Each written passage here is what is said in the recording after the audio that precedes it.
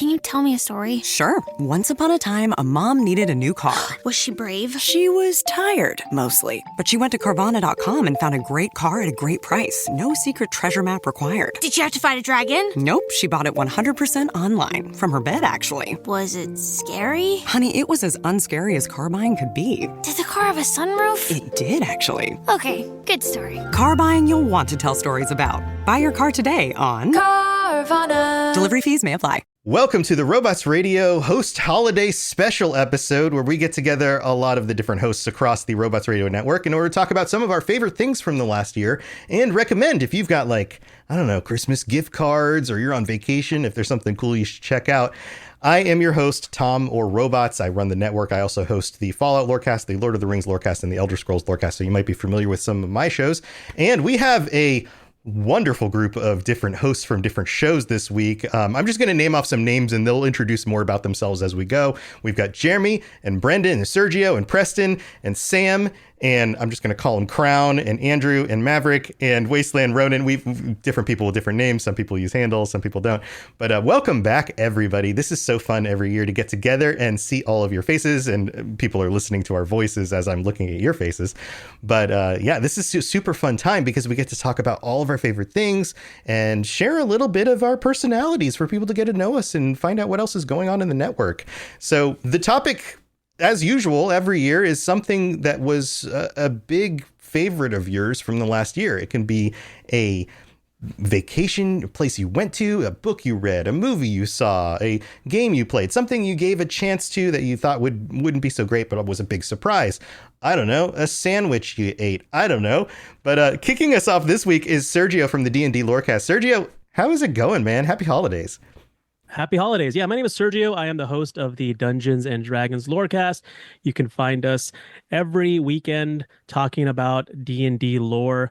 I'm also on the Rocket Club as a co-host of the 616 Files, where we are deep diving into the Marvel history, like the Marvel universe, like in universe, with acclaimed writer, novelist Sean Hamill. But yeah, I love getting together with the other folks from Robots Radio. It's like a little family reunion every time we do one of these. Yeah, you know what? It makes me think about when I used to work for corporate business companies, and they always have their holiday thing, and then everybody's like, crap, I got to go back to work on Saturday for our holiday party. But this is actually fun because we don't have to go to work. We can just hang out and talk about our favorite stuff. And exactly. Yeah, man. So how was your year? What did you get into this year? Year has been pretty good. Just every week in, week out, yapping about lore, doing Tales from the Tower actual plays, which is kind of ties into what my favorite thing of the year was, which isn't brand new to me specifically, but it's something that I just started up again this year, which is running an actual Dungeons and Dragons campaign. Oh, nice. Yeah. I've run them, over the course of my life, but I hadn't run one since 2018, before the pandemic. Mm-hmm. And going into 2025, I was like, I want to run a campaign. I want to run a ongoing campaign. I styled it after as a West Marches style campaign, which, if you're unfamiliar, it's a style of D&D campaign where people can drop in and out. Every session is sort of self-contained, mm-hmm. but there's a larger overarching storyline. So folks can come in, play a session, oh, hey, I can't make it next week. That's fine. We don't have to cancel. Just I'll run the session for whoever does show up. Nice. Yeah, it keeps it going because that's always the hardest part, is corralling all the cats, Right, exactly. Yeah. And so so I started doing that at the beginning of the year, and it's been a lot of fun. And I also started running a Curse of Strahd campaign for some of my patrons on the D&D Lorecast. I just finished up our 8th session, I think, mm-hmm. right before I got on with y'all. And it's exactly what you would expect from a D&D campaign. Bunch of murder hobos, bunch of shenanigans, bunch of puns.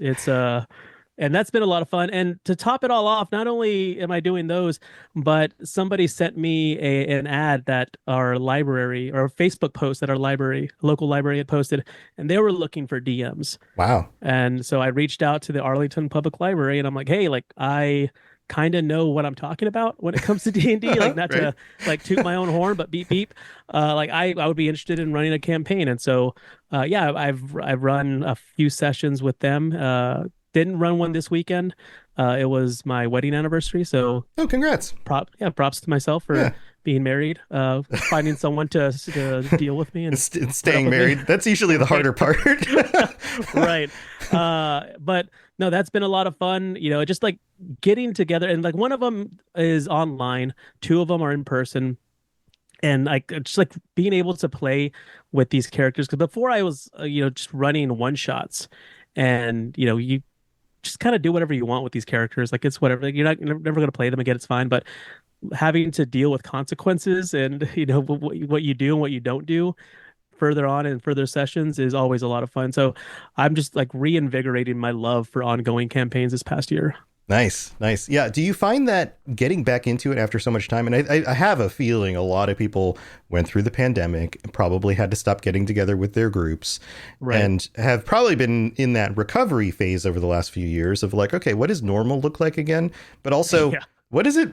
I haven't done this in a while. What is it like to get back into a campaign? Do you find that it just fits like a glove and you're just right back into it? Or do you find that like, yeah, it just feels a little different now?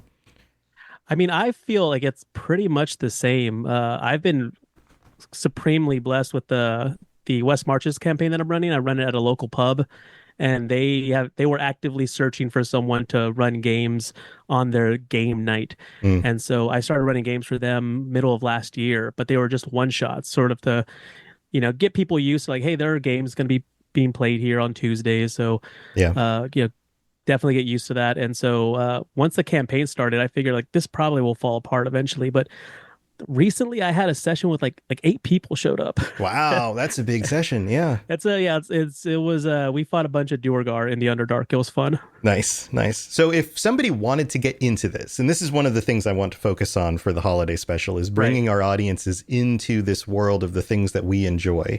If somebody was out there and they're going, you know what, I've always wanted to try D&D, but I've never done it, or I've played D&D, but I've never been a DM. What would you like, real quick, what would be your like first thing you would recommend they do in order to get into that? If you want to just go out there and play D&D like in the real world, check out your local library, check out your local friendly gaming stores, and see like what's available. See if there are games already being run, and if there aren't, see if you could possibly run one. And if you want to DM, just check out any number of YouTube videos, folks like Jenny D, who can give you tips on how to run games, how to be a good DM. But honestly, if you are worried, like if you look at Matt Mercer or like Brendan Lee Mulligan as like the archetype of DMs, you're only going to set yourself up for failure. Right. Because, these folks they get paid. This is their job to do this. Yes. Like likely you're only doing this for fun. Like no one's going to expect you to have every rule memorized. No one's going to expect you to know every single like niche and nuance of the rule set. So just learn as you go, learn as much as you can, and just try to make it fun for the players. Yeah. It's like we're going to cover All I Want for Christmas, and now I expect myself to sing like Mariah Carey. Right. Exactly. And for like 99.9% of the population, that's never going to happen. That's not going to happen. But if you can if you can sing all, if you know the words and make it entertaining. Yeah. Even if you're an okay singer, it, it's still enjoyable. Just don't expect to become Mariah Carey, right? Like, right, exactly. Same kind of thing. Yeah, that's some great advice. Let's open this up. Anybody else have any questions for Sergio about DMing a Dungeons and Dragons campaign for the first time in a while? I've got a question. And hey, this is Sam. This is Sam from the Mass Effect Lorecast. Hey, Sam. AKA N7 Legend. Sergio, you were talking about how people can find out how to be a good DM, but I have a few friends who have been DMs, and perhaps a more valuable skill set is being a good player for the DM. What is the most chaotic thing one of your players has done recently in the campaign you're running? Ooh. So chaotic. This is someone who had never played Dungeons and Dragons before. Showed up to a pub session. I run the campaign 2 to 3 weeks out of the month, and then I always have 1 month for like a one shot, for like a one off. Like I'll run like Dungeon Crawl Classics, or I'll run like Mothership, just something to sort of palate cleanser. Yeah, exactly. Yeah. And so this guy showed up the week before we were playing DCC and never played. Asked him, "Have you played D&D before?" He's like, "No." I was like, "Okay, well, this is like D&D adjacent, so it'll be fine. You'll catch on." And so shows up the next week where I'm actually running the campaign. So again, had never played D&D before, only played one session of a tabletop role playing game. And so we're fighting in the Underdark. They're fighting Duergar. The final Duergar turns invisible, and so they can't see him. It's his turn. And I said, "What do you want to do?" And he's like, "I have this spell called Thaumaturgy. It says that I can create it's harmless tremors in the ground.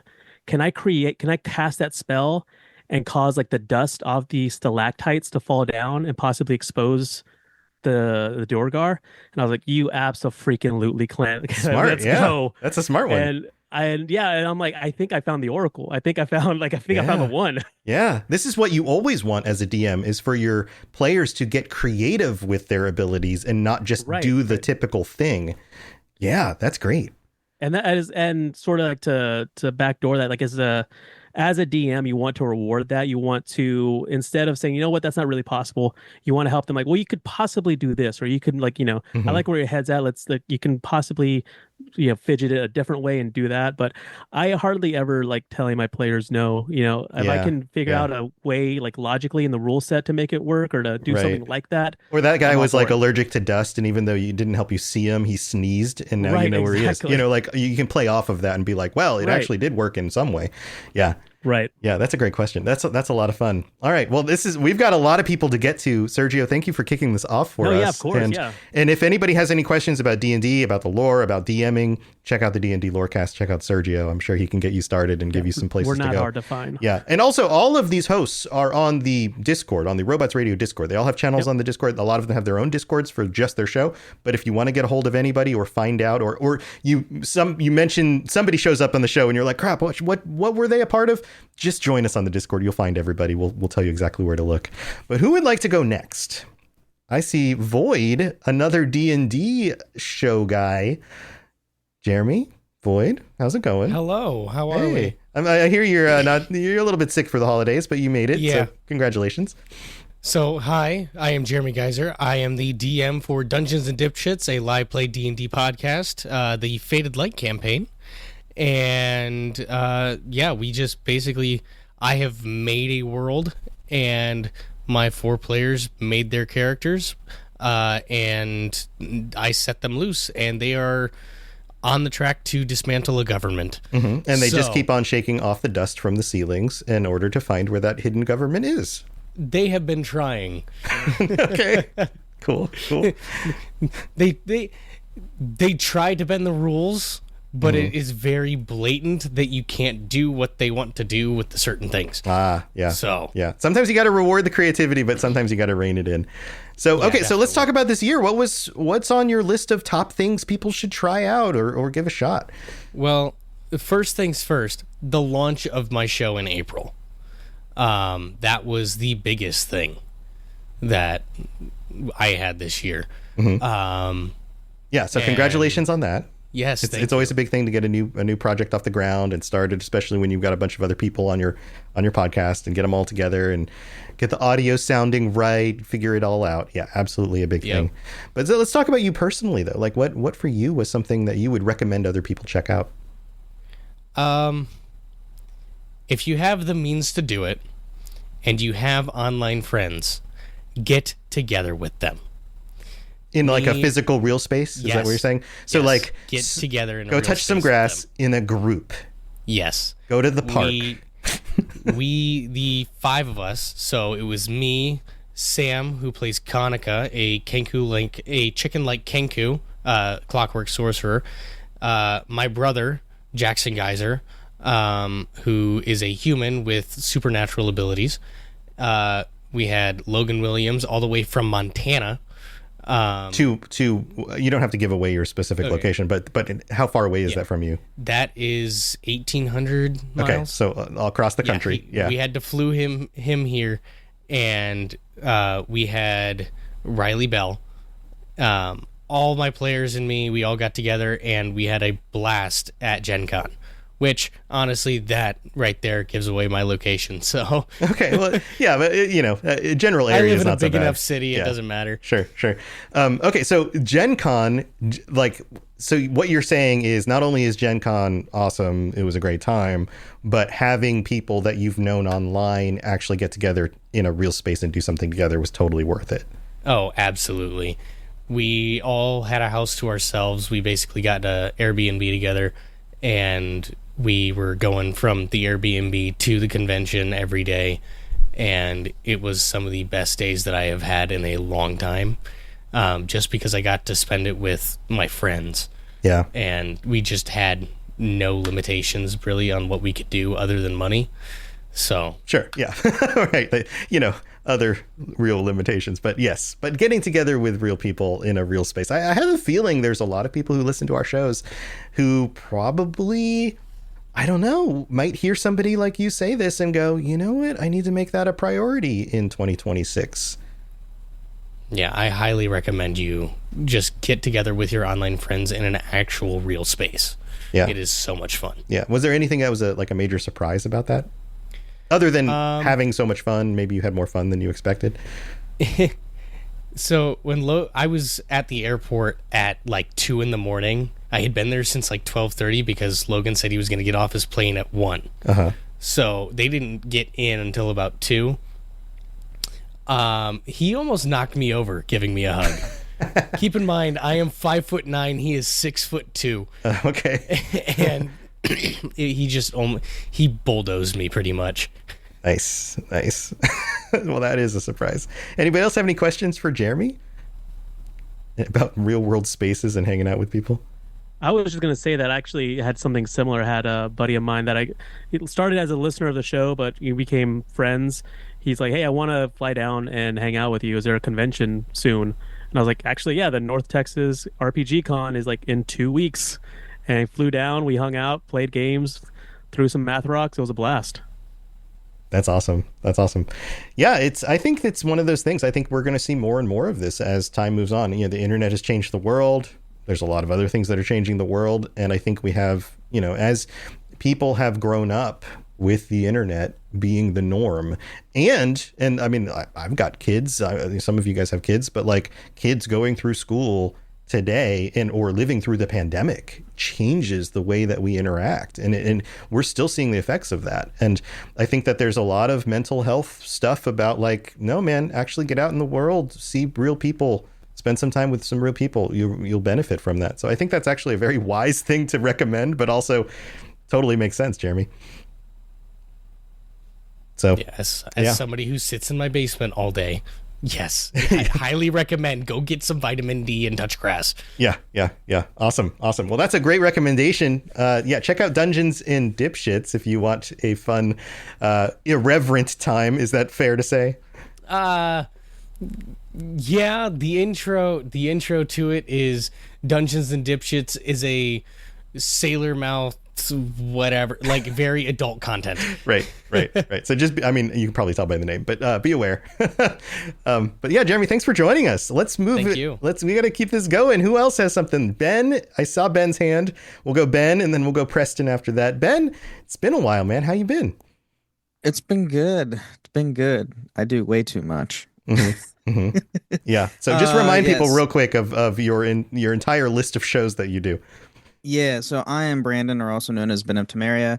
I host the Holocron History, Star Wars Canon vs. Legends, the Final Fantasy Lorecast, the Gundam Lorecast, the Wizarding World Lorecast, and the Witcher Lorecast. Yes. Right. I have too much time. Or not enough. Depending how you look at it. Yeah. So looking back on the year, like from a personal standpoint, what is there something that surprised you? Something that you're like, oh, everybody needs to know about this? So, I mean, it's nothing new for me. I've been doing it for a few years, but Ren fairs. Mm-hmm. If you have a Ren fair and you're in your area, go to a Renaissance fair.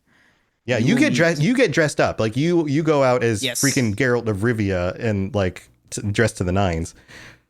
Yeah, I have like almost too many outfits now, depending on the theme of the weekend. So there's that now. But yeah, it's great. You meet so many wonderful people who are either, Rennies that just go, or are complete nerds, just I do a Star Wars show. I see a bunch of Star Wars nerds. Yeah, right. It's fantastic. Right. Yeah. Or D&D, because it's the Renaissance. There's a lot of D&D nerds. It's great. And that is not a slight in any ways, because we are all super nerds about something, right? Like all of us. So yeah, but that's where you find, man, this is the theme. Sergio set this up, and he's like, go to a real place and play Dungeons and Dragons. And then Jeremy's like, yeah, get together with your friends. And you're like, yeah, go to the Ren Fair with your friends. Man, is everybody going to talk about doing things in person? Maybe this is the shift. Outside. Yeah, go outside. Maybe this is the shift to 2026 is like, hey, let's be real people in real meat space and actually shake hands and look each other in the eye. That's amazing.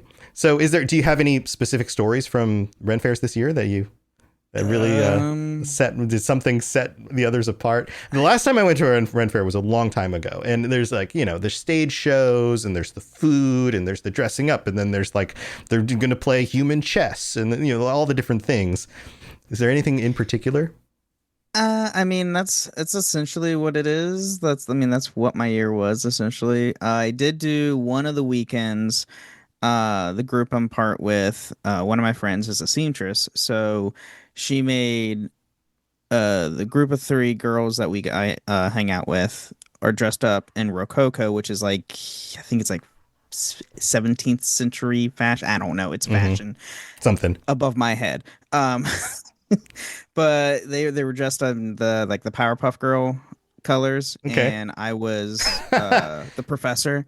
Oh, even wow. though I'm 5'3", so that doesn't really bode well when they're taller than me. Right. But I got free food out of it, so it's all good. That's great. That's fun. Real creative idea. Anybody else have any questions for Ben? Any Ren Fair questions or thoughts or comments? This is Sam again in Seven Legend. Ben, I am a huge Renaissance Fair enjoyer. And I have been to a few different ones in different states I've lived in across the country. Do you have a favorite location that is almost always just, an excellent Ren Fair? So I've gone to 2. I'm going to my third out-of-state one going into next year. But been to the Kentucky Ren Fair, and then I'm an Ohioan, so I go to the Ohio Renaissance literally I grew up in Ohio, and I know I know what you're talking about. So yes, that one actually still remains my favorite, even though I've been to Ren Fairs in 4 different states now. So wow, okay, yeah. We just got news a month ago that Jack the Whipper is finally coming to our fair, which is super exciting because I've been wanting to see him for 5 years, and he doesn't come to Ohio. Cool.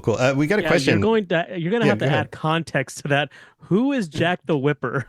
So he is You can't just name drop him and try to walk away. He's a Rennie that goes and he makes songs and does parodies, and he's a comedian, but he uses whips for songs.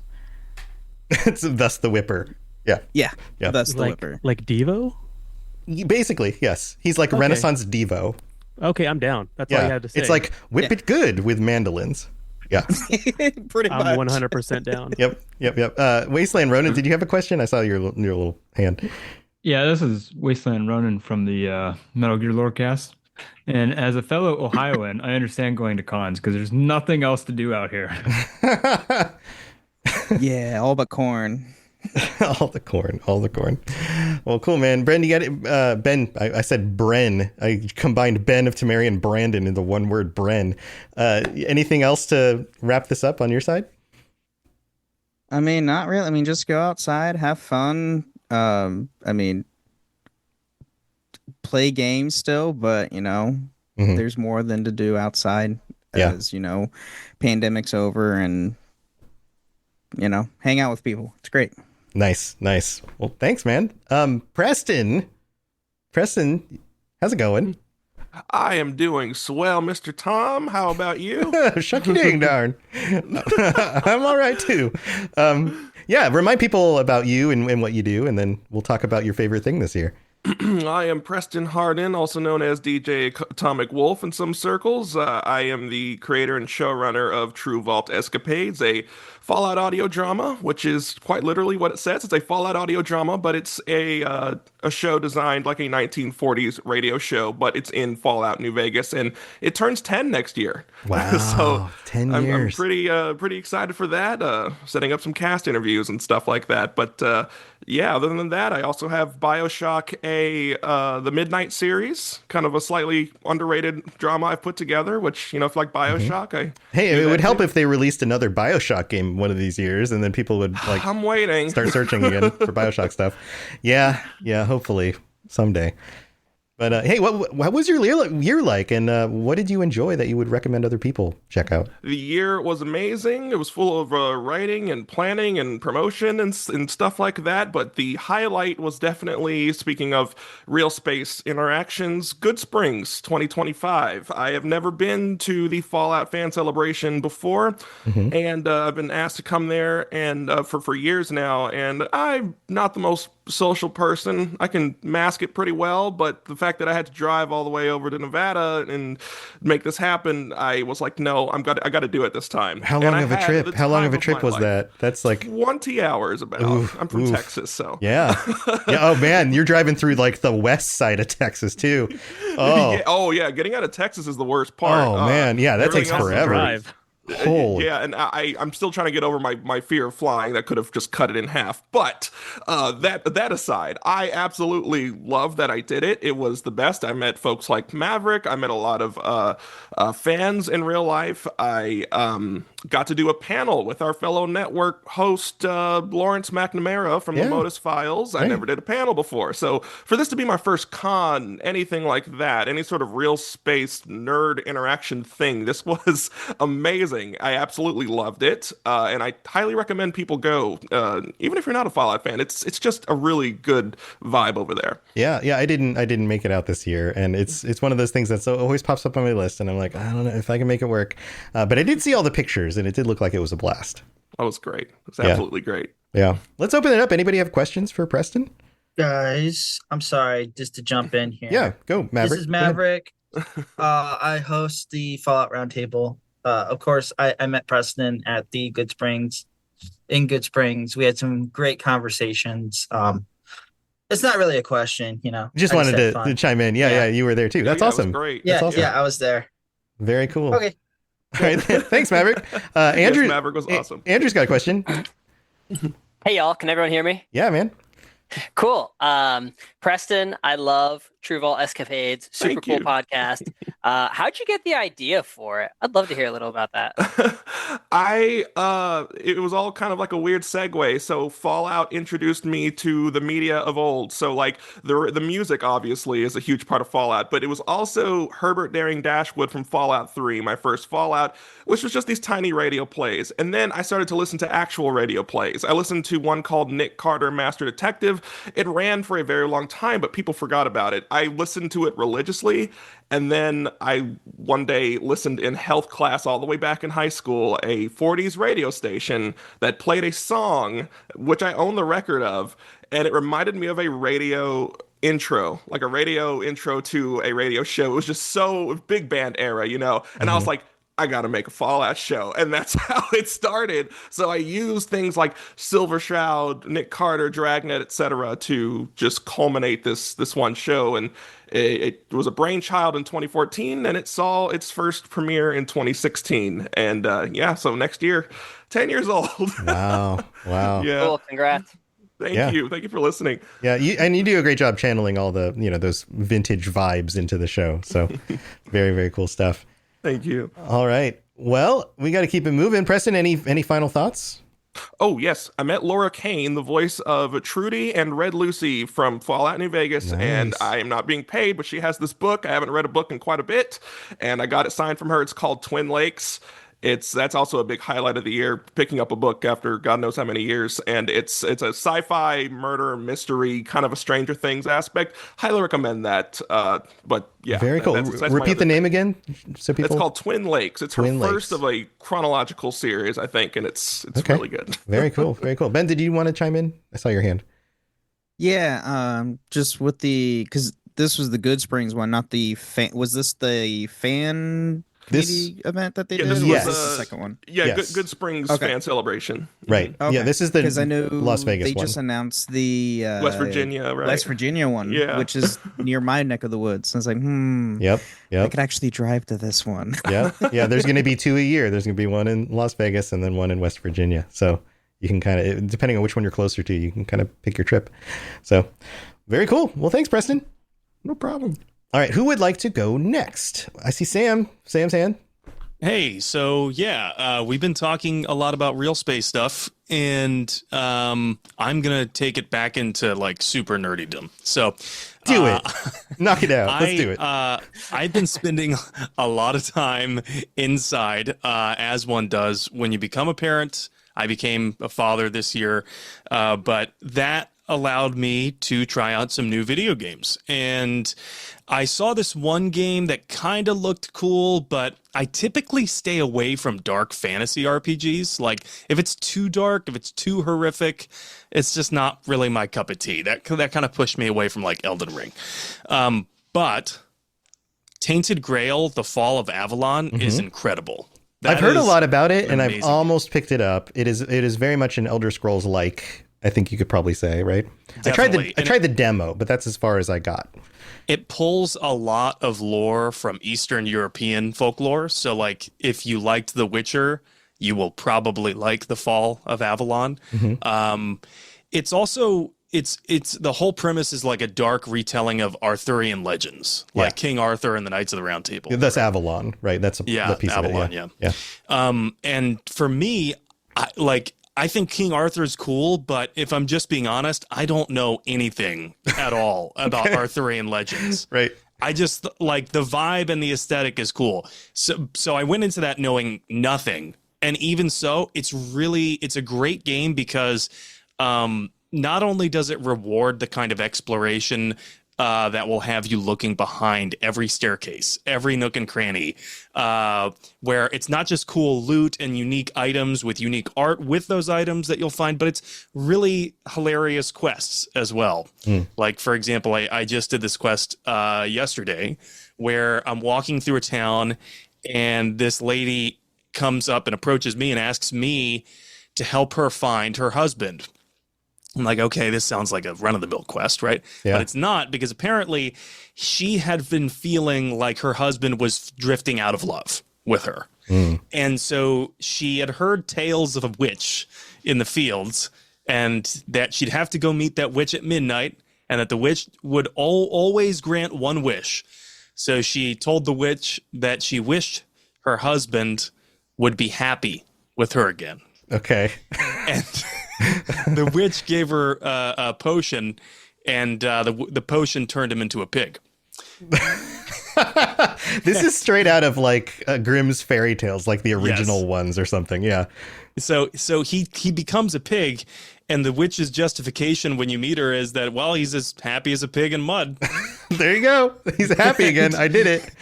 And you can talk to him, which is hilarious because he's like doing these pig grunts in like the voice actor is doing pig grunts in between the lines, and it's so well done. And he still talks even though he's a pig. That's a great. Well, the witch will like cast a spell basically so okay. you can converse with him, Right. because it turns out he went to go live with the witch and he's happy there. And he's actually happier. He's happier as a pig. He does not want you to turn him back.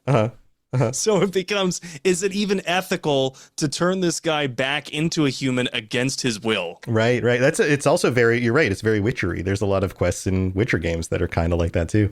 Yeah. And there's multiple branching ways that quest can end.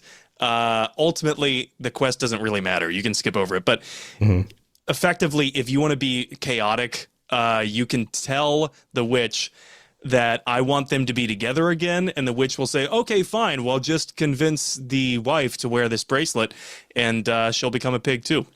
Right. Nothing ever goes back the way you expect it. Yeah. Yeah. That's great. So, yeah, then you have to deceive her. But anyway, yeah, it's a great game. Very much enjoying it. I saw you had it on your wish list, Tom. Yes. So yeah.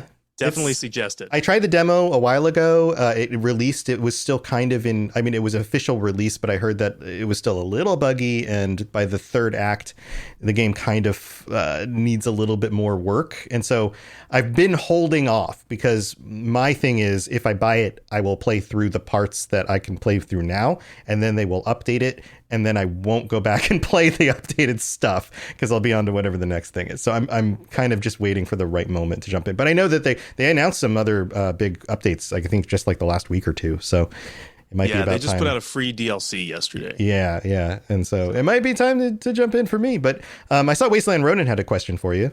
What do you want to know? Yeah, so who inherits the property after they become a pig? Because isn't it technically they're out of their ownership of the land? So if they both become pigs, then it's just a free property. So yeah, it's funny you should bring that up because there's a different quest in which you can basically arrange things so that you have a family leave and then you just take their home. Nice. So you can play it like that if you want. That's how I got my home. Squatters' rights. I'm kidding. I didn't actually get my home that way. Yeah, that's hilarious. Yeah, a little bit of old school like Morrowind imminent domain action. Yeah, I've heard there's a lot of influence from, and it does feel like the kind of game that's a little bit more old school Bethesda, but also a little bit Witcher, a little bit other stuff. Any other questions for Sam? Anybody else have any questions about this or has tried it? So for Sam, this is Crown, by the way, from the 10th Divine podcast, and for Sam, my question is: would you recommend becoming a parent? It's so funny because when I was reading the topic, right, like of what's something that you've done or happened to you and you've enjoyed, I was like, oh, well, I got to talk about having, a child, like my first child. And then I read the next part, which was, and something that you'd recommend for others to do. So I don't know. That's a yes and a no. Yeah. Only do it if you're ready. If you're absolutely ready, because even if you're 150% ready, there's going to be moments after you have that child where you're like, I don't know if I was ready. Yeah, I don't think anyone is ever ready. And no, exactly. Yeah. As a father of 4 with like a 10-year age gap in some of that space. Oof. Yeah. You're never really ready. Nope. There's always a curveball. Nope. But yeah, I think it's the lots of rewards from it too. Single most life-changing event. Like I've lost jobs, I've lost family members, I've gained things, I've gotten married, I've had kids. I think having a child is about the most life-changing thing you can possibly do. Without hyperbole, the day my son was born, the moment he was born, happiest moment of my life. Yeah. So and some of that stuff, it will never compare. And then you'll see old pictures pop up on your phone or whatever, and you'd be like, oh my God, I can't believe it's been so long. Yeah, it's crazy. It's crazy. Mom, can you tell me a story? Sure. Once upon a time, a mom needed a new car. Was she brave? She was tired, mostly. But she went to Carvana.com and found a great car at a great price. No secret treasure map required. Did you have to fight a dragon? Nope, she bought it 100% online. From her bed, actually. Was it scary? Honey, it was as unscary as car buying could be. Did the car have a sunroof? It did, actually. Okay, good story. Car buying you'll want to tell stories about. Buy your car today on Carvana. Delivery fees may apply. Well, Sam, any last thoughts or anything else you want to share? Yeah, I saw Tainted Grail Fall of Avalon on sale for I want to say 40% off or something like that on Steam. So I think it's only $20 right now, something like that. Yeah. Anyway, go try it out. If you're curious about it, if you like first-person open world RPGs, just go try it out. I think you'll very much enjoy it. Awesome. Yeah, maybe I'll have to pick it up for the holidays. Be looking at that right now. Yeah. So. Yeah, a lot of people have been talking about it, and man, there was all sorts of buzz with the Game Awards where I don't know if you guys watch certain subreddits, but the Elder Scrolls subreddits were like, are they going to announce the release date for Elder Scrolls 6? And of course they got themselves all worked up, and it didn't happen, of course. And so there are a lot of people who are just ready for another Elder Scrolls game. So yeah. They'll never announce it. It's never coming. I think it'll come. I think we're still 2 years off, would be my guess. But Lotus and I did an episode about that recently. But who would like to go next? Who wants to continue our conversation? Crown. Let's pass it off to Crown. Speaking of Elder Scrolls. It seemed like an appropriate segue, yeah. So my name is Crown Esso. I am the host of the 10th Divine podcast. We just joined the network this year. I just took over the podcast for its second season from its previous hosts. And it is an Elder Scrolls Online and Elder Scrolls General interview-based podcast for content creators and people, streamers and stuff like that. And this year has kind of had a theme of housing mancers, which has been fun. And then also we had a couple other people come on the show. And that kind of ties into my recommendation for everybody. Get a house. So the okay. I appreciate that, but no.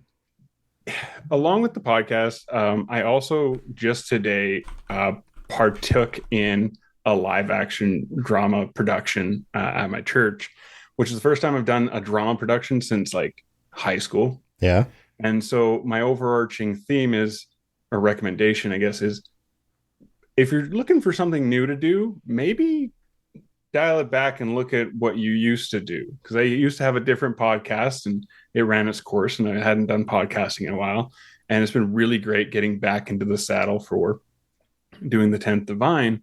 And then also this drama production that we threw together in 3 weeks, which was hectic, was also really fun, just like reconnecting with this thing that I used to do in my childhood and early adolescence. And so that would be my recommendation for people is if you're looking for something new, maybe you just have to look back at what you've done before. Yeah.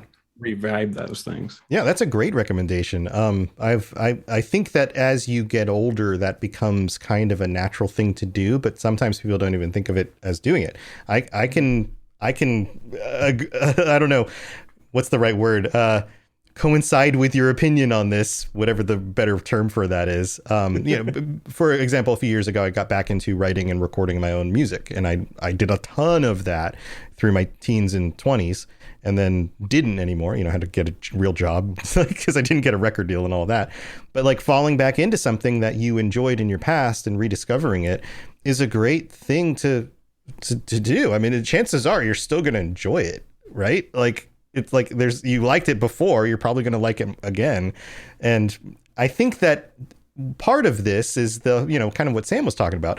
Like, you get married, you grow up, you have kids, you get a job, other things become responsibilities. And then we just kind of retreat into the easy stuff. And we sit on a couch in the evenings and we watch a show, or we play the same game that we've played for, the last 10 years because it's comfortable. And that's fine. There's nothing wrong with that. But it also doesn't bring you that same kind of like discovery of yourself, maybe? Do you think maybe? Yeah. Is that a good way to say it? Yeah. So here, let's open it up. Anybody have questions for Crown and getting back into that kind of, so this was like a stage play thing you were doing? Yeah, it was, we did our own interpretation of the Three Wise Men. Right. For the Christmas stuff. Wise guys. Yeah. And it was great in like just every aspect of it. And like, I barely got the mascara off my face before we recorded, and it maybe scratched my eye trying to. But it was great. Yeah. Stage makeup and all that. Yeah. Anybody have questions or any other similar experiences of getting back into like acting and that kind of sort of thing? Nobody has any questions. Brown, what was Sam. your favorite production that you've ever done or participated in?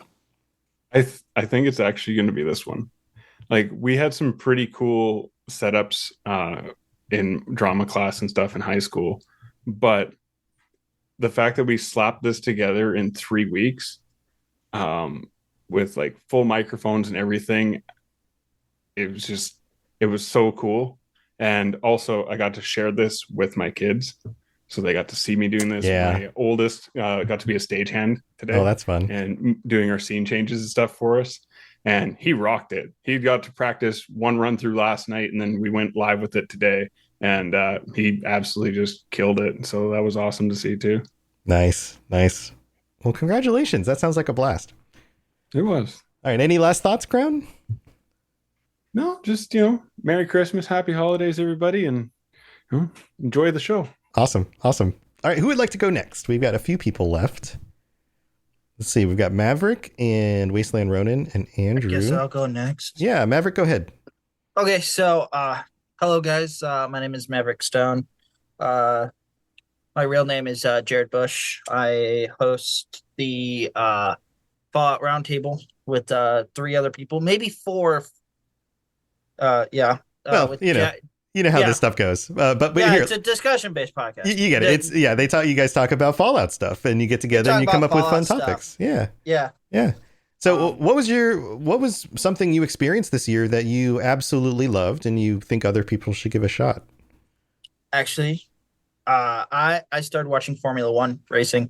Oh, I have a friend from a job I used to have who got into that. And then even said, "Hey, I can give you my login so you can log. It's expensive to be able to watch it here in the States." No, it is expensive. Yeah, I have a F1 TV. Right, but it was the same sort of thing where like he got super into it and was like, "Okay, you need to enjoy this too." So is that what happened to you? You were just like, "Oh man, exactly what happened." That's amazing. So the F1 movie came out in summer, and that's when I'm like, I'm dragging my sister along with me on this fun ride, and she's finally getting into this. So I have woken up at 4 a.m. Eastern to watch a Grand Prix. Yeah, because it's like the middle of the night of the world. Yeah.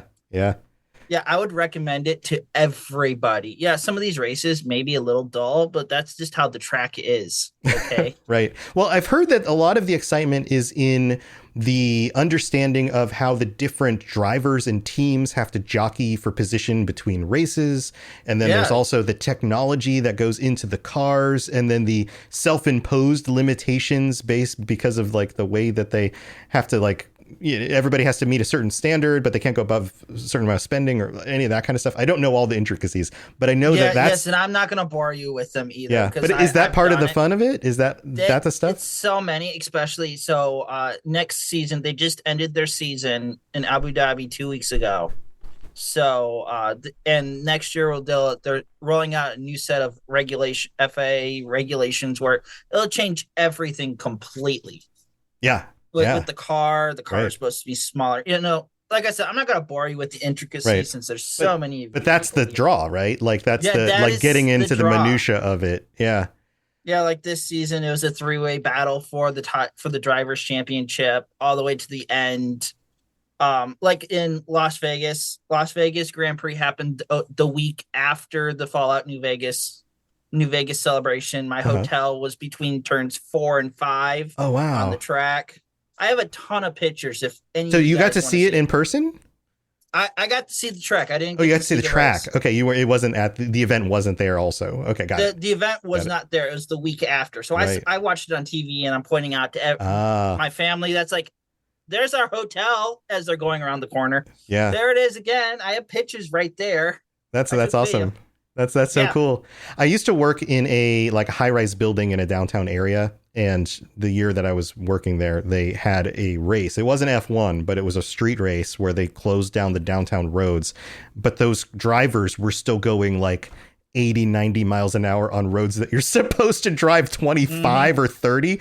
And we got to stand outside the fences, and the cars would come directly at us and then turn like 90 degrees, like brake and turn like 4 feet away from us on the other side of the fence. And it was ridiculous. It was amazing. I think Andrew has a question. Andrew, what do you want to know?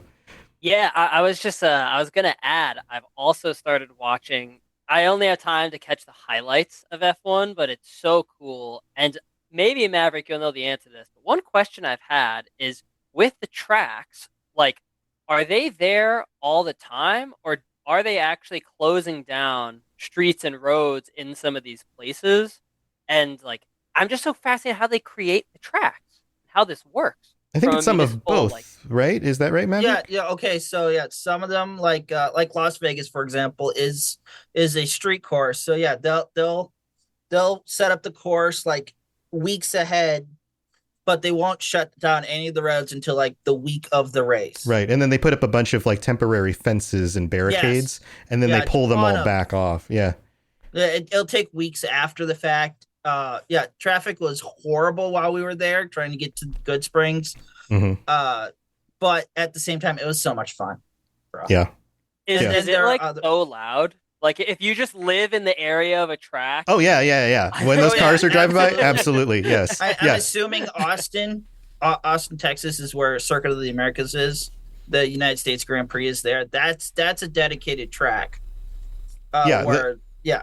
Right. When I worked in the office building, they were having the race out. They're seriously 1 block away from my building. I was up on like the 24th floor or something, but we could just hear the like the whole time. It's like, and then you go down there and it's just like a whole thing. Yeah, absolutely. Jeremy, do you have a question? I have input for this. Okay, cool. So I'm going to dox myself a little, but it's a big city. I live in the city of Indianapolis. My grandparents live here too. They live. Are they known for like driving or race cars in Indiana? That sounds a little familiar. Indianapolis. If you ever watched the movie about the snail that inhales nitrous oxide and just becomes a race car. Oh yeah, I forgot about that. It's called Turbo. That's actually based in Indianapolis. So. Indianapolis. Sounds familiar. We for those who don't know, the Indy 500 is here. Right. IndyCar, the IndyCar series, and everything like that. We have a NASCAR race, the Brickyard 400, but. My grandparents live less than 10 miles away from the track. You can hear the cars, and it's just a constant drone during race day and all of the days leading up to it because those cars are so loud. Yeah. Well, there you go. So, a good reason to get into cars to blow out your hearing. Andrew, you want to chime in? Yeah, I thought Jeremy was gonna say my grandparents were the inspiration for the snails that inhaled nitrous oxide. That's a whole nother story for another day. They're a little faster. Yeah, I feel like that's inspiration for characters for your D&D campaign. Oh. Thank you, Tom. There you go. No problem. All right. Well, Maverick, any final thoughts? So for people that can't see, I am wearing a Mercedes AMG Petronas F1 shirt.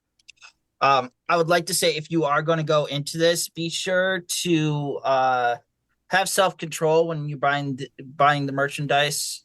It is expensive. Very expensive. Sounds like an easy way to blow a lot of money. Yeah. Yes. I have blown almost $1,200 already. Wow. A lot of money. Well, you're a super fan. This is now your thing. Maybe that's the next podcast you start. It's like an F1 podcast.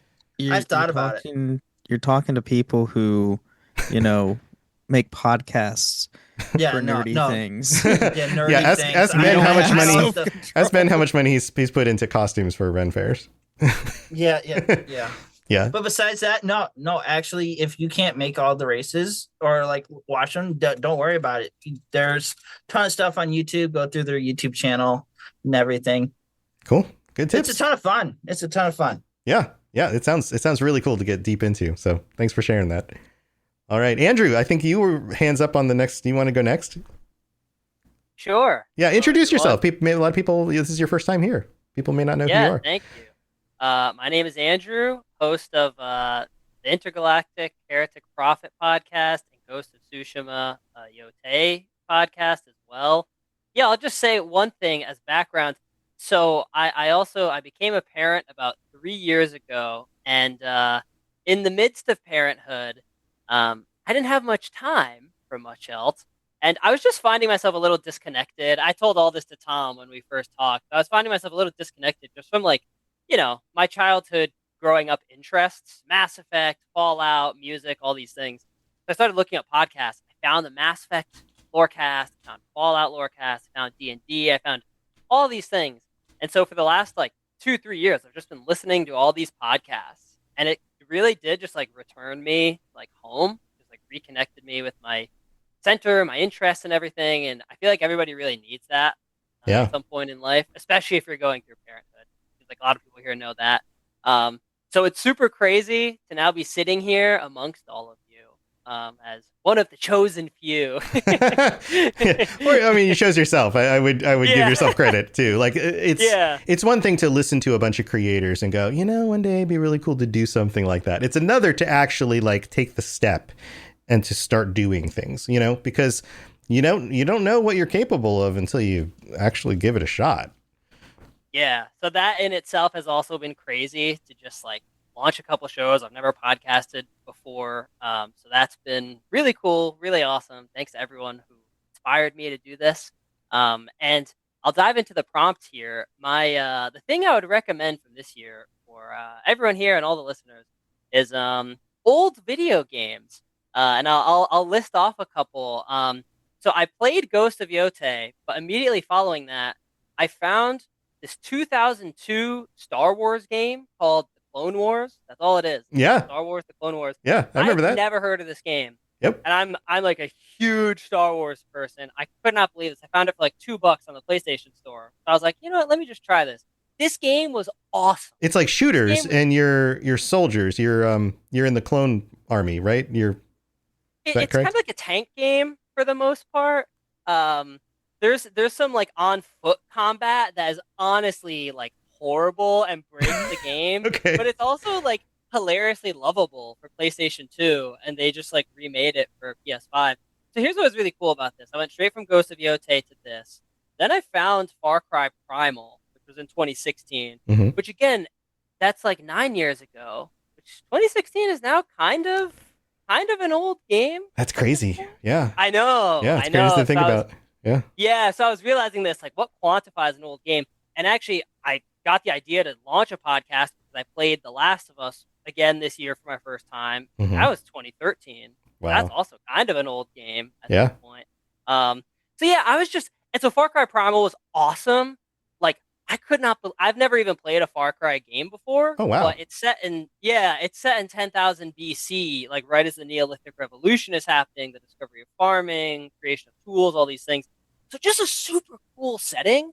And between like this 2002 Star Wars game, Far Cry Primal, I just was like, there's so many cool old gems out there to be found.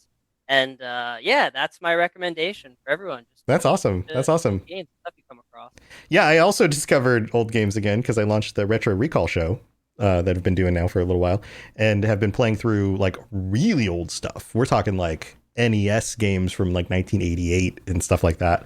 And man, is it like some of these games I haven't played since I was a kid, and and I'm old. So it's been like 3+ decades since I played some of them, but like going back and like that nostalgia is real, man. Like both trying stuff I haven't played before, like you were mentioning, but also going back and trying stuff that I like did play. And I'm like, I don't really remember this whole thing very well. And then being surprised by it. It's a thing for sure. For sure. Yeah. So let's open this up. Anybody have any questions for Andrew? Ben? Do you like Star Wars games? If you haven't played KOTOR, play KOTOR. Already done, my friend. Thank you. Good. Yeah, and there's a new Old Republic. There's a new one coming out. By Casey Hudson, who did the first in the Mass Effect series and confirmed, shockingly, it's going to come out before 2030 because, end quote, he's getting too old. yeah, I saw that too. So he says it's going to be out in the next 4 years, which is great. Yeah, that is great. All right, any other questions for Andrew? Jeremy? Would you consider Minecraft an old game if you're considering Last of Us an old game? Minecraft came out in 2011, but it keeps getting updated with bigger and bigger updates. Yes. Skyrim. Yes. Skyrim hasn't gotten an update. It just keeps getting remastered. I don't know, man. I update mine with mods all the time. But yeah, I think there's something about if you look at statistics on video games, this is something I like to. I almost enjoy news and information about games as much as I enjoy actually playing them. But one of the things you'll notice is that the hits from like a decade ago just keep getting played, which is part of why you combine that with the fact that there were like 19,000 games released on Steam this year. There's just so many new games, and so many of these classics are still great that we're at this point where it's like, well, do we really need to play a new game? Not always. Like, a lot of us are just happy going back to the old stuff or rediscovering, like Andrew, like you mentioned, like rediscovering stuff that we didn't play initially that were great games. And we're just like, I just never gave it a shot, but it's still good. I think it's kind of like the movie industry, right? Like you look back at like the old black and white pre-talkie films, and they're interesting to watch, but they don't really scratch the same itch as like a real blockbuster movie would, right? But once you get to like the 40s and 50s, all of a sudden it's like, okay, no, these actually still hold up, especially the really good ones. And then from that point on, a good movie is a good movie. It doesn't really matter when it was made. And I feel like we're entering that phase of video games. We're just lagging behind because games are a newer genre, I guess, or newer platform than movies are, right? Andrew, do you think that's accurate? Yeah, I would definitely agree with that. And one of the things that like was just a really cool realization from this is like how much some core mechanics are what make games fun. And like both Far Cry Primal and this Star Wars The Clone Wars game would crash out. Like the game would just crash. And I was like, oh yeah, that's something that doesn't really happen on PS5 anymore, but Yeah. you know, did on games back in the day. But despite that, like it was still so fun. And even like the new EA Star Wars Battlefront 2, I would argue there's things that this 2002 Star Wars game has that the new Battlefront does not, that made it more fun and more compelling for me to play, which is just like really wild to consider, you know? Yeah. Maverick? Yes, I'd like to say the older Star Wars Battlefront 2 is better than the new Star Wars Battlefront 2. I still play it all the time. It's on my Xbox. I'm probably going to play it after we're done here. He's inspired again. Jump back in. Yeah. Since my Fallout 76 isn't working right now, for some dumb reason. Bummer. But yeah, sad with the new updates coming out. But anyway, I heard Star Wars Battlefront, and I'm like, I have to take this moment and say the old Star Wars Battlefront 2 is better than the new one. Yeah, I think well, a lot of us do shows about games or game series that have been around for a long time. And I have a strong feeling that is the majority of our audiences would probably agree that there are certain games that they go back to and they're like, you know what, nothing beats this still, you know? And I can look at each of you. Our audiences have been around a long time. Yeah, maybe. Sergio, what were you saying? I was saying this is my emotional support, Oblivion. Yeah. So Andrew, any final thoughts on this one? I'll just say, just give old games a chance, y'all. They're fun. You never know what you might find. Yeah. I have a question for Andrew. Sure. What's the next old game on your radar? What's the next thing you're going to aim for? Actually, like 2 nights ago, I started the 1997 Turok, like original one. Oh man. Yeah, and I only ever played the like 2009 Turok on Xbox 360 when I was a kid, and that game was awesome. So again, I just saw it for $2 on the PlayStation Store. I was like, all right, I'll try this out. And I mean, don't get me wrong, like it's slow. There's things about it where like sometimes they don't always age well, but I still find it like so fun to play and to see like this is where Turok started. And there's obviously a new Turok game that is like maybe releasing in 2026. So just like really cool to get that piece of history as well and ground yourself in the context of like, this is the whole franchise that started as like an arcade type of game and then grew over the course. And now we get to live in 2026 with like, you know, PS5 and get the coolest graphics. And it's just cool to like see that journey. Yeah, that journey from, you know, Turok being all of 16 polygons fighting dinosaurs into somebody who actually looks like a real person. Yeah, that's great. Those games that's are all great. I got. Thanks, Tom. Thanks, Andrew. Thanks for chiming in with all of that. I think we're down to me and Wasteland Ronan, I think, are the last two. Ronan? Yeah, I can jump in here. Yeah, jump in. So I'm Wasteland Ronan. I run the Metal Gear Lorecast, and might have heard me on the Fallout patron chats a while ago. This year, I'm going to touch on a little bit of a podcasting and in-person nerd stuff. Okay. So this year, I launched my Metal Gear Lorecast, which was pretty sweet to finally get that going. I know that's an old community I'm trying to tap into. Yeah, like many of our shows, it's a series that's been around for a long time. Yeah. I've been playing that since it was like PS2. So I've been playing that since I was 6. I figured it was a good time to start my own podcast on that. But the other thing is we started a Fallout RPG style podcast, which I won't dive too much into it because it's not ready for release, but we're working on that in the background. And then coming next year, I'm starting a Battletech Lorecast, if anyone knows what that is.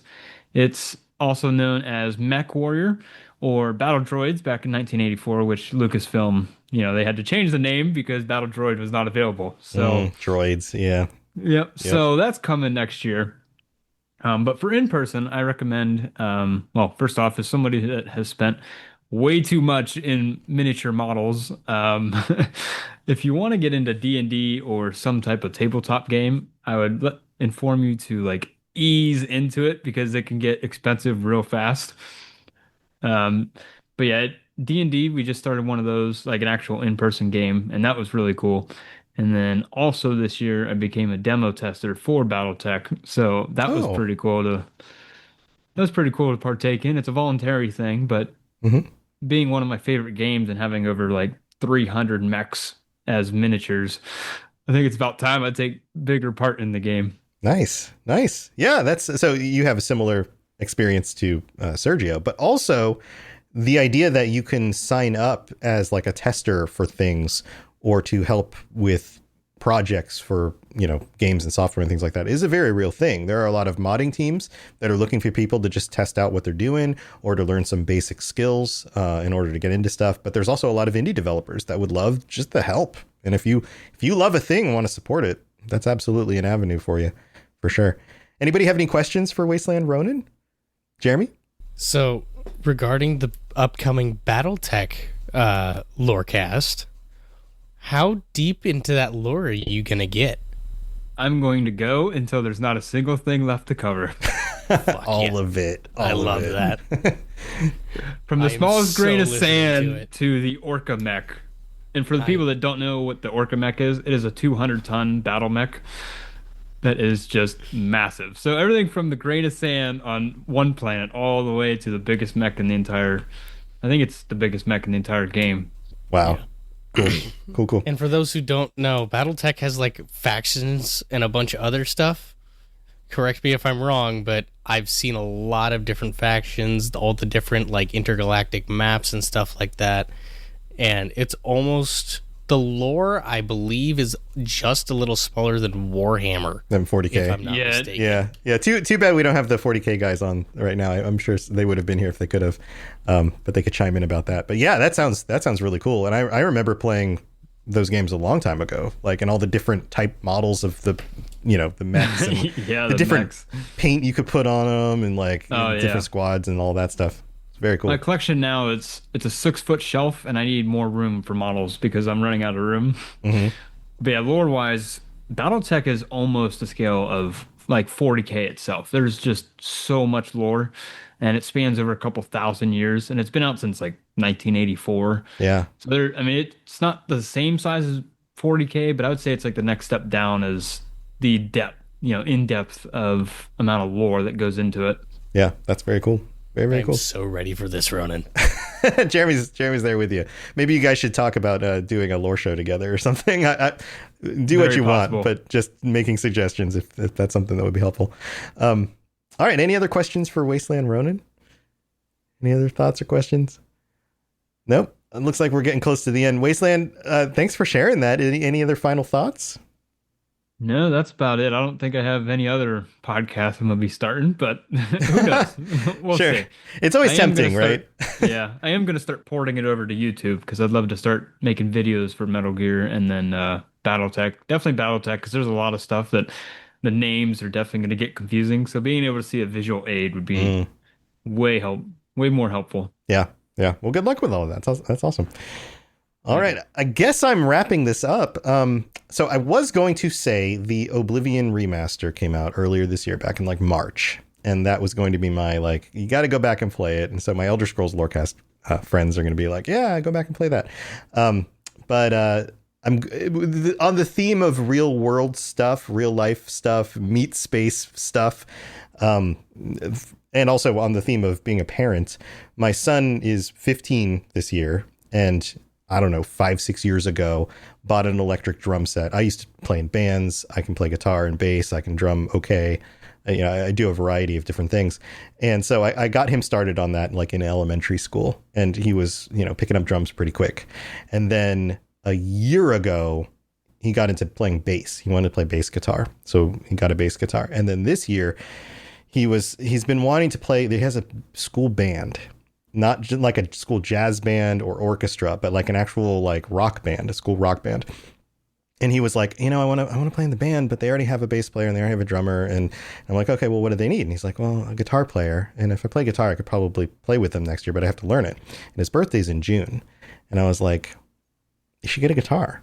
And he's like, I don't know if I want to do guitar. And I was like, I started on guitar and then I learned other stuff. You're coming from the other direction, but I would highly recommend it. The more, anybody who's a musician knows, the more instruments you pick up, the more that adds to your versatility, your understanding of music, all of those things. And so he did. He was like, okay, I'll ask for a guitar for my birthday. So splurged a little bit, got him, a beginner guitar, but a little bit nicer amp because, it's nice to have something that you can trust. And he took to it. And like even today, he had the last week that his band is putting together a Christmas show at the school, but they had to cancel one of their practices last week because the teacher couldn't be there.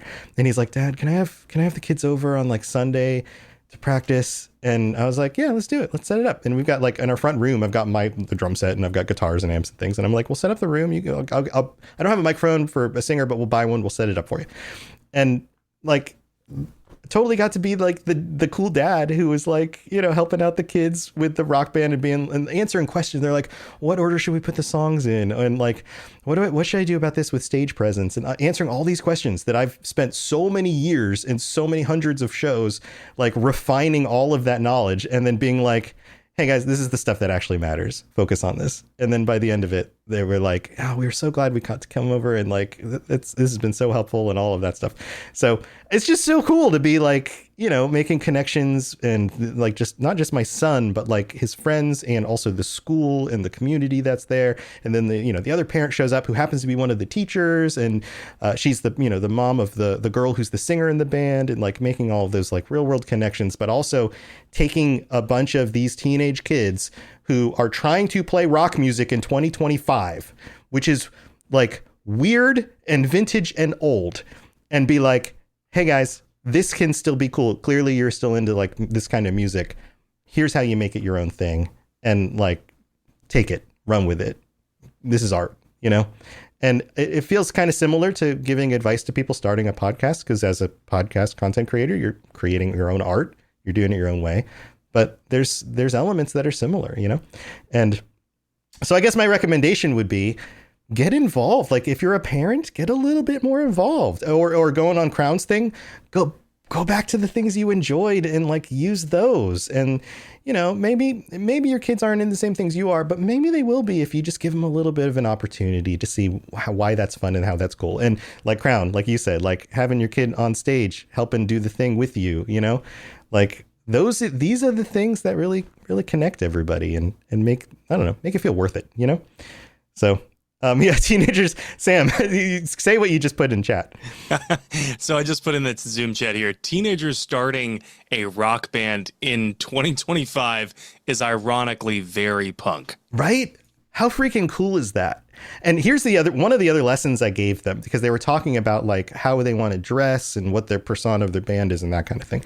And one of my recommendations was, I was in high school in the 90s. Grunge was a thing. Grunge and alternative rock became a thing because people were tired of the inauthenticity of like 1980s pop and rock and metal and all of that. And all of a sudden freaking Kurt Cobain gets on stage with his torn jeans and his flannel because it's just what he wore that day. And he's the most authentic dude on the planet.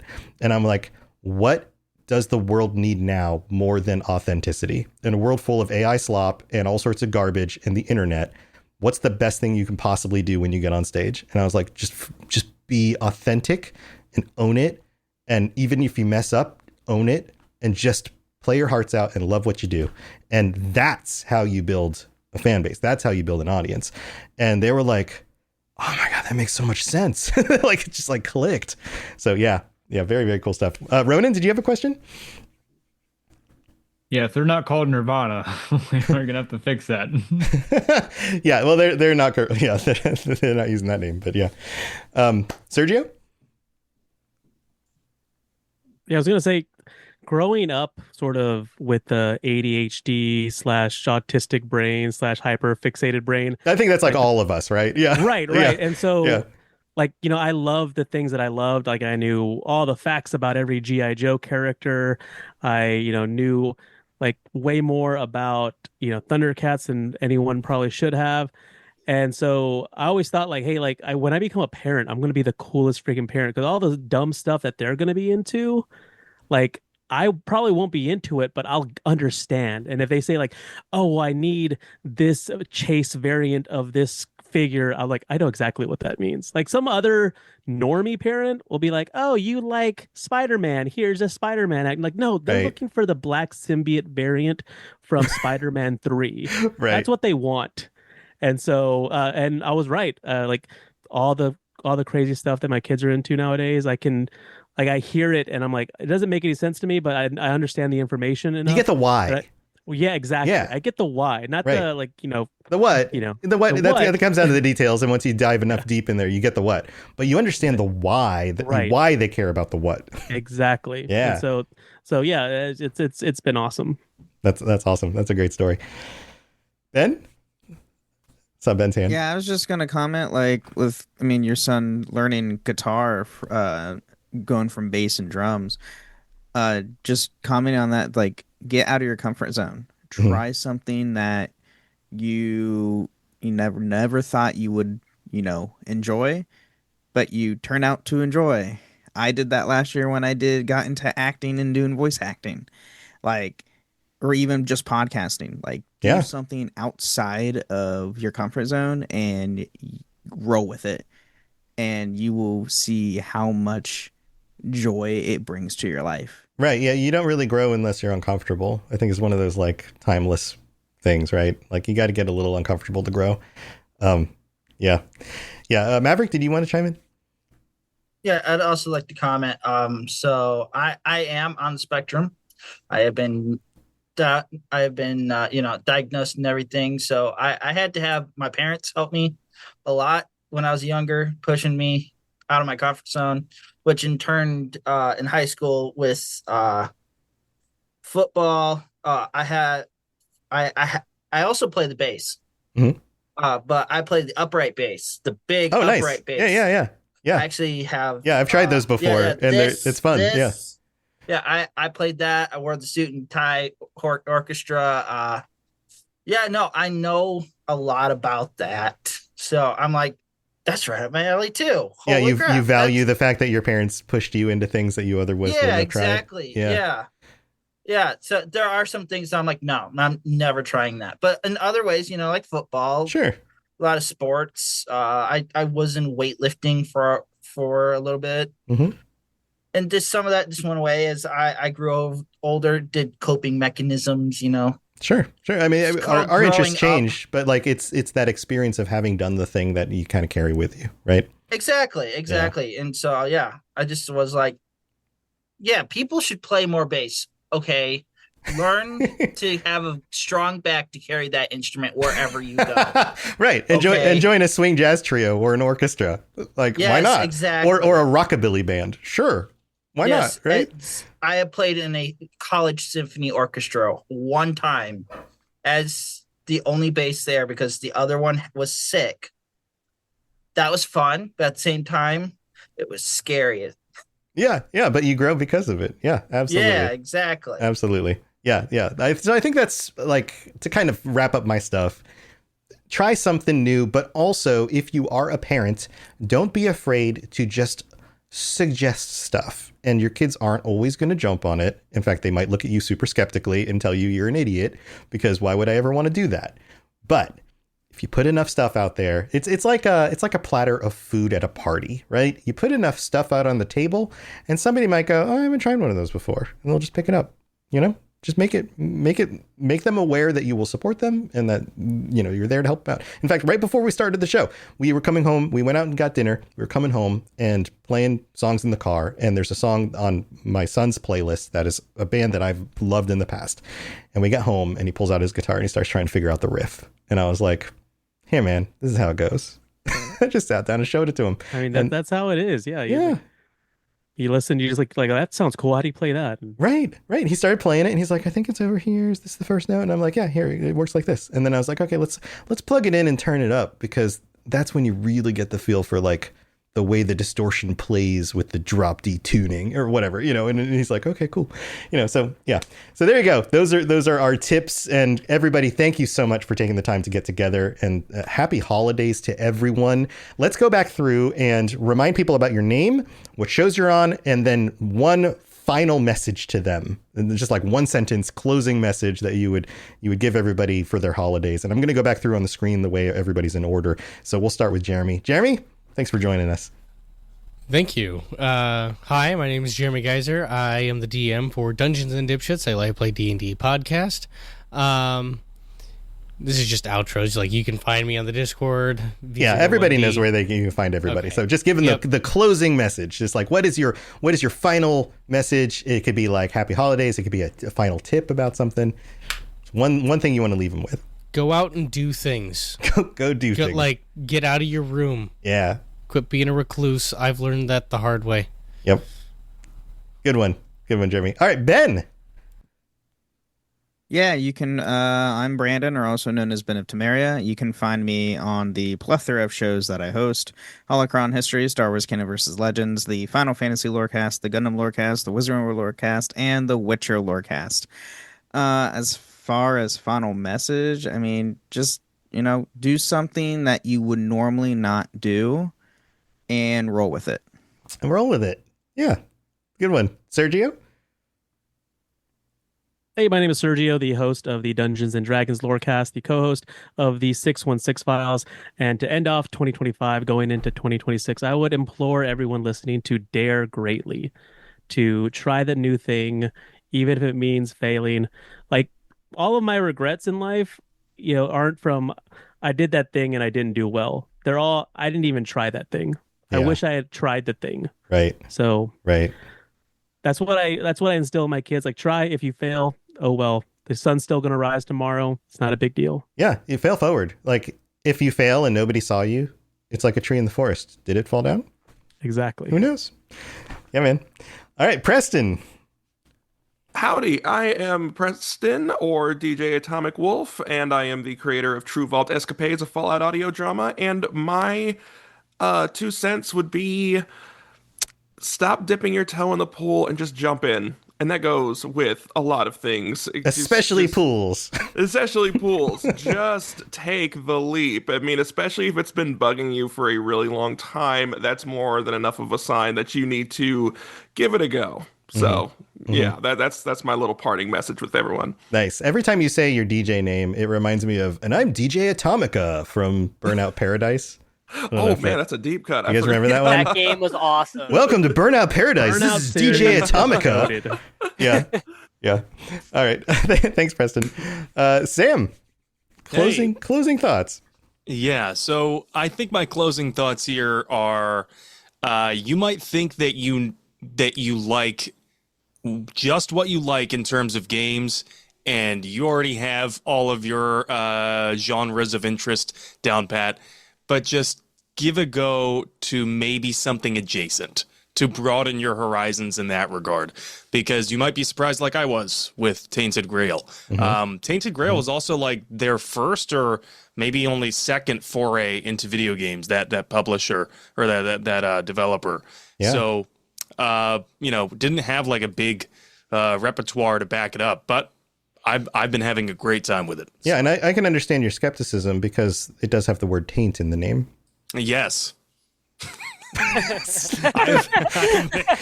made so many jokes about that on screen, and I don't know where I can take the jokes here, so I'll hold my tongue. Anyway, thanks, Sam. And he does the Mass Effect Lorecast, if you're wondering. Yep. Where I used to, up until about a year ago, I was your co-host on that, and the show's been doing great.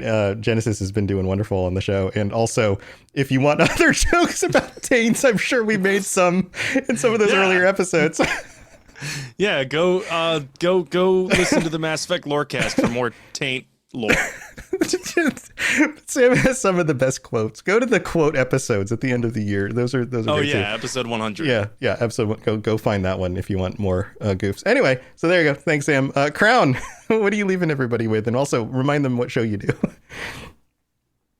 Sorry, I'm trying to follow up behind on that last comment. Yeah, good luck. My name is Crown Esso. I am the host of the 10th Divine podcast, an interview-based podcast for sharing the community of the Elder Scrolls games. And a quote that's been sitting with me a lot lately, and I think it kind of fits with the general message everybody's been shooting out here at the end, is either you can or you can't. either way, you're right. Yeah. Like whatever you expect is going to be the way it goes. Yeah. If you think you can't, you won't.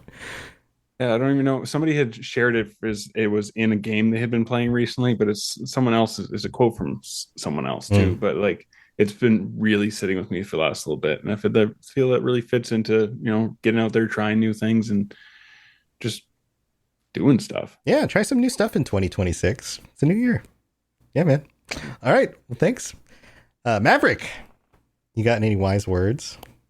Oh, the wise words of Maverick. They scrolled them on stones. Roundtable, we do have an episode like that, along with the taint jokes. I have a feeling you guys have lots of jokes like that. Yes, we have a ton of jokes that we can't say here either. That's fine.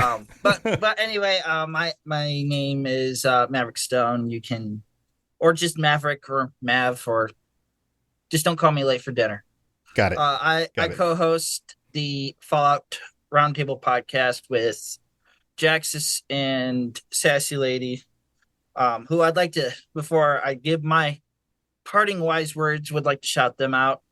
This year's been really tough for me as a whole, and they've been sort of keeping up the podcast this year, the last little bit of this year. So I just want to say thank you to those guys, along with Eric, who on here is Cilior. He does a lot of voice acting. And he's been doing a lot also. So anyway, I just wanted to say that. Not for the wise words of Maverick. Yeah, what are your wise words? My wise words, go touch grass. Boom. Done. Touch grass. Touch grass. As a group. Get together as a group. Or if you don't have grass, go touch some snow. Just not yellow snow. There you go. That's also a good tip. Right. It is that time of the year. And yes, not the as yellow a ones. Michigander myself, we're in the middle of a snowstorm right now. It's fun.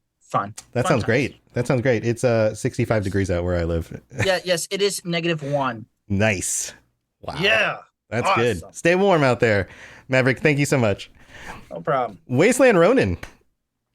Oh, this is Wasteland Ronin. I'm the host of the Metal Gear Lorecast and soon to be Battletech Lorecast, which I have not released the official name yet. But I would say take small steps daily to leap over time. Oh, okay. Man. And really, we're making anatomy jokes. That's a little below the belt for me. Nice. Yeah, outside of the anatomy jokes, I feel like we are writing a bunch of really good lines for fortune cookies. Like all of us. Like maybe we should do yearly fortune cookies and put them out there for people to get. I don't know how you do that. I'm sure there's probably some like made to order fortune cookie company out there somewhere that we could give them all the different things and they could just make them. I don't know. Last time I asked for fortune cookies, the lady kept saying "and then." Wait, what? If you know that movie reference. No, what is that from? That was a Dude, Where's My Car reference. Oh, was it? Oh yeah. Oh. Yeah. Just look up on YouTube. Yeah. I never saw Dude, Where's My Car? I know of the film, but I never did see it. Yeah, look up "and then" on YouTube and it'll pop up and you'll be cackling. It's hilarious. Got it. Well, thanks for joining us, Wasteland. And then Andrew, it's just you and me left. Hey y'all, yeah, I'm Andrew, host of the Intergalactic Heretic Prophet podcast, which is a game that has no release date, so who knows? It'll be out when it's ready, Yeah.